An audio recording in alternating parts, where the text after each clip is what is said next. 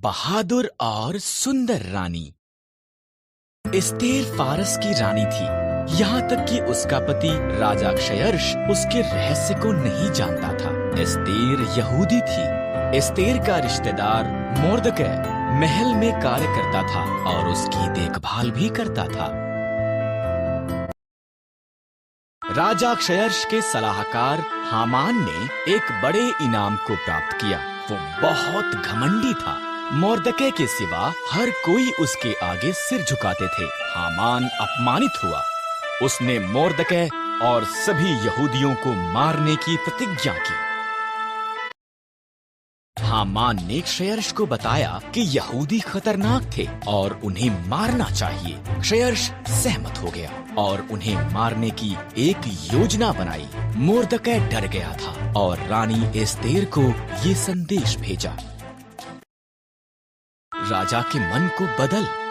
Mordecai ने कहा, अगर मैं उसके निमंत्रण के बिना जाऊं तो वो मुझे भी मार देगा। एस्तेर ने जवाब दिया, शायद तो इसी पल के लिए रानी बनाई गई थी।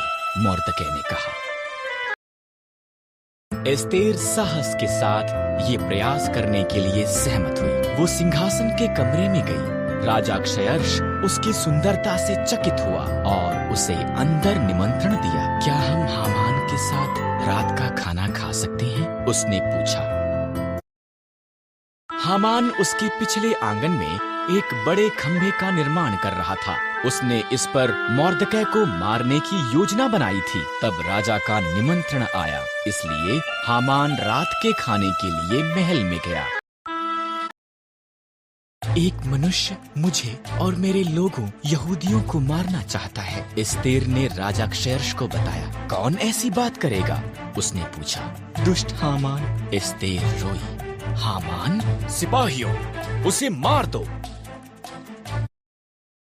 इस तरह हामान उसी खंभे पर टांग दिया गया जो उसने मोर्दकै के लिए निर्माण किया था। एस्तेर के कारण यहूदी बचाए गए थे। उन्होंने एक बड़ा त्योहार मनाया जिसका वो आज तक भी जश्न मनाते हैं।